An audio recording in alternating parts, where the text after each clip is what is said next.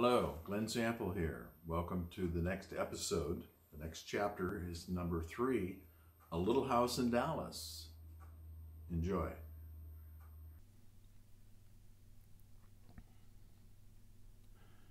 Chapter 3, A Little House in Dallas. Mark noted the Indian's facial expressions as well as his tone of voice as he continued his story. He seemed like a man who was genuinely remorseful. Loy explained that approximately a year later, a station wagon driven by a young Hispanic-looking woman drove up the muddy driveway to the Factor home. Loy described her as being around 20, very attractive, and accompanied by another young Hispanic man. She informed Loy that it was now time to put the plan into operation, her boss having sent her with instructions to bring the Indian to Dallas. It was late November 1963. He knew that he must go with them, fearing that they would kill him or perhaps his entire family if he were to back out. While he packed a duffel bag with a few belongings, Juanita urged him not to go. But Loy promised her that he would return and that there was nothing to worry about. He pretended to be calm and in control, but he was neither. The ride to Dallas was 2 hours of near silence. Loy was hesitant to ask anything of the pair, figuring that he would be instructed when they arrived at their destination. He pondered over what he would be expected to do, what the job consisted of, although it started to make no difference to him as the miles rolled by.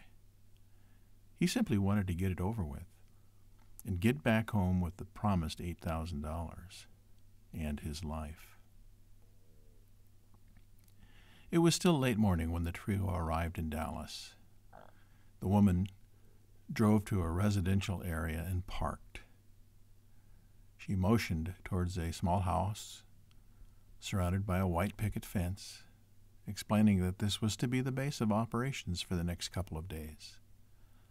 The man that Loy had met in Bonham greeted them at the door and ushered them inside. There was no doubt that this man was the group's leader. Loy was to stay at this house for the next 2 days and nights. It was in this deceivingly peaceful domestic setting that the final planning of this terrible crime was to take place. But he never fully comprehended the full scope of the plan until the last minute. Those in the group, he claimed, never trusted him, and he was never included in their planning sessions. He became more afraid than he had ever been in his life, and he wondered if he had been rejected by the group, perhaps marked for murder himself. He continued to remind himself that if he were to make it out of this situation alive, with his money, he would have to keep a cool head.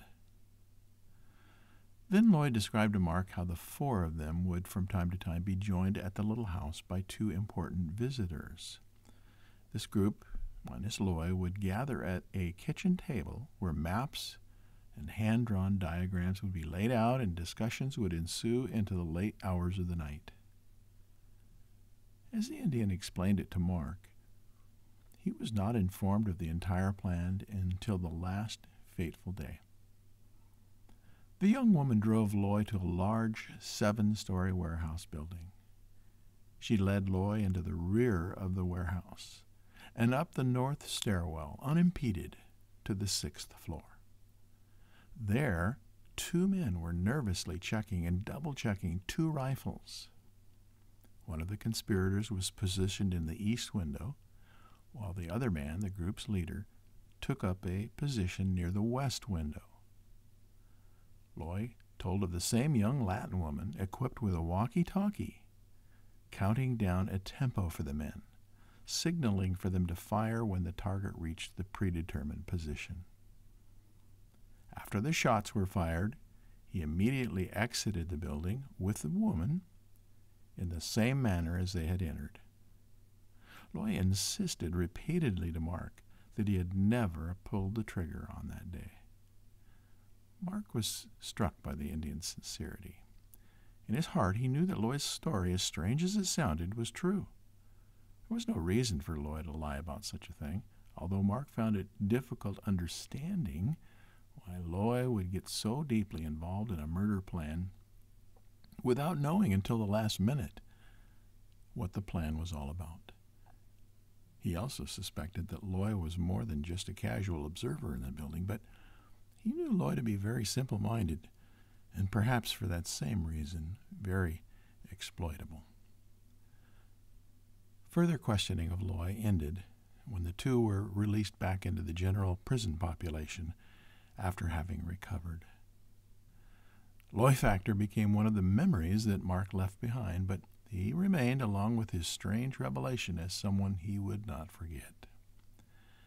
And what made the story even more bizarre were the identities of the two important visitors that Loy recalled gathering with the group at the planning table in Dallas. Those men were Jack Ruby and Lee Oswald.